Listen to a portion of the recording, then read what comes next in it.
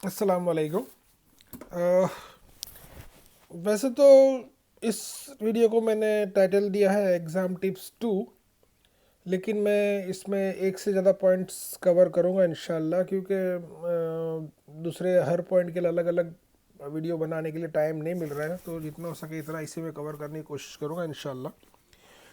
पहला पॉइंट है positive thinking. बिना पॉजिटिव थिंकिंग के आप कुछ नहीं कर सकते, चाहे कुछ भी हो जाए, चाहे कुछ ना आता हो, तब भी थिंकिंग पॉजिटिव रखनी है कि भाई कोई बात नहीं, हम कर लेंगे, अभी टाइम है। ऐसा नहीं है कि लास्ट डेट तक यही सोचते रहे। सिर्फ पॉजिटिव थिंकिंग के साथ साथ पॉजिटिव एक्शन भी करना पड़ेगा, लेकिन एक्शन करते टाइम अगर दिमाग में नेगेटिव थिंकिंग है तो मुश्किल रहेगा। तो बेटर ये है कि कोशिश करो, मेहनत करो और साथ में पॉजिटिव थिंकिंग रखो। नेगेटिव कुछ सोचना ही नहीं है, ये नहीं आता, वो नहीं आता, ऐसा सोचने के बजाय ये करना है, वो करना है, ये इसको मेहनत करनी पड़ेगी, इसके पीछे ध्यान देना पड़ेगा, इस तरह सोचना है। अल्हम्दुलिल्लाह अभी भी आपके पास 1 डेढ़ महीना मेरे हिसाब से है, इसमें भी चाहे तो बाजी पलट सकती है। तो think positive and go ahead. जितना भी नेगेटिव दिमाग में है कि ये नहीं आता, वो नहीं आता, मेरे को कुछ नहीं आता, मेरे इसमें मार्क्स नहीं आए, मेरे उसमें मार्क्स नहीं आए, ये सब चीज़ें कोई मायने नहीं रखती है। प्रीलिमिनरी एग्ज़ाम में कितने मार्क्स है वही मायने नहीं रखता है। मेहनत करो और अभी भी तुम उसको इम्प्रूव कर सकते हो। अगर अच्छा है तो बेहतर, उससे भी अच्छा कर सकते हो, और बहुत ख़राब है तो उसको कम से कम बेहतर कर सकते हो। अगर फेल हो तो पासिंग तक जा सकते हो, पासिंग हो तो 60+ जा सकते हो, 60+ हो तो 80+ जा सकते हो, और 80+ है तो 90+ जा सकते हो। 90+ जाना भी कोई बहुत बहुत ज़्यादा बड़ा काम नहीं है, ईजिली जा सकते हैं। अगर 80+ या 60+ भी हो तो मेहनत से पहुंच सकते हो, कोई मसला नहीं है। दूसरा पॉइंट है वो है एक्सप्रेशंस। एग्ज़ाम में जब तुम जाकर बैठो, तुम्हारे हाथ में जब पेपर आए, तो तुम्हारा फेस देखकर किसी भी तुम्हारे आसपास के तुम्हारे फ्रेंड को या तुम्हारे एग्ज़ामिनर को या किसी को भी यह एहसास नहीं होना चाहिए या ये क्लियर नहीं होना चाहिए कि ये पेपर इसको कैसा लगा, ये पेपर इसको इजी लग रहा है या ये पेपर इसको हार्ड लग रहा है, ये इसको नहीं मालूम पड़ना चाहिए। इस तरह का एक्सप्रेशंस तुम्हारे होने चाहिए। मतलब ये हुआ कि पेपर कुछ भी हो, कैसा भी हो, हमको कूल माइंड रहकर काम करना है। क्योंकि अगर पेपर को आप बहुत ज़्यादा इजी लगता है, आप बहुत खुश हो जाते हो, इतने खुश हो जाते हो कि आजू बाजू सारी दुनिया को पता चल जा रहा है कि आपका पेपर बहुत इजी है, तो अच्छी बात है। लेकिन बहुत ज़्यादा इंसान जब खुश होता है तो खुशी खुशी में भी वो गलत कदम उठा लेता है या गलत डिसीजन ले लेता है। इसी तरह से अगर पेपर बहुत ज़्यादा हार्ड है और तुम इतने परेशान हो गए कि देख के बाद आजू बाजू सबको पता चल गया कि इसको पेपर बहुत हार्ड लग रहा है, तो इसका मतलब ये हुआ कि तुम एक्सट्रीम टेंशन में हो। और टेंशन में तो सीधी सी बात है, सब जानते हैं कि इंसान सही डिसीजन नहीं लेता, टेंशन में वो गलती कर ही देता है। ठीक है, और टेंशन में मोस्टली वो हारने वाली गलती ही करता है। तो जब इंसान बहुत ज़्यादा खुश होता है और जब इंसान बहुत ज़्यादा टेंशन में होता है, तभी उससे गलत डिसीजन होते हैं। इसलिए हमको पेपर के अंदर ना कोई कोई एक्सप्रेशंस पे नहीं आना है। चाहे पेपर कितना भी इजी हो उतनी ही केयर से लिखना है, और चाहे पेपर कितना भी हार्ड हो हमको बिना टेंशन लिए लिखना है, चाहे कुछ भी हो जाए। क्योंकि जो होना है वो होना है, वो तो होगा ही। अब तुम टेंशन लो या ना लो, तुम खुश हो या ना हो, मार्क्स तो वही आने हैं जो तुम परफॉर्म करोगे। तो ध्यान परफॉर्मेंस पे होना चाहिए, नहीं कि एक्सप्रेशंस पे होना चाहिए, नहीं कि उस क्या फील हो रहा है उसको शो करने पे होना चाहिए। ध्यान हमारा होना चाहिए कि हम क्या परफॉर्म कर सकते हैं इसके अंदर, बेस्ट बेस्ट से बेस्ट। मेन चीज़ मोस्टली क्या होता है कि हम ये एक्सपेक्ट करते हैं कि भाई पेपर अच्छा आना चाहिए, इजी आना चाहिए। ज़रा से 2-3 क्वेश्चन अगर हार्ड दिख गए तो हम टेंशन में आ जाते हैं। नहीं, ऐसा नहीं हो सकता, पॉसिबल ही नहीं है। तुम एक कह सकते हैं कि तुम्हारे स्कूल लेवल के हाईएस्ट लेवल की एग्ज़ाम देने जा रहे हो, बोर्ड की एग्ज़ाम देने जा रहे हो, और पूरे स्टेट में या हो सकता है जो लोग सीबीएसई में, उनके लिए पूरे इंडिया में सेम पेपर होगा और सेम क्राइटेरिया होगा। और अगर तुम ये उम्मीद लेकर जाते हो कि पेपर इजी होगा और हमने जो किया वही आएगा और हम इजीली लिख लेंगे, दैट्स नॉट पॉसिबल। तुमको ये उम्मीद लेके जाना है कि पेपर तो हार्ड ही आएगा, बल्कि हार्ड से भी हार्ड आएगा, और हमको उसी को टैकल करना है। अब इजी आ गया, ठीक है, कोई बात नहीं, चलो थोड़े 2 4 5 8 10 15 मार्क्स ज़्यादा आ जाएंगे, उससे ज़्यादा कोई एक्सप्रेशन नहीं देना है।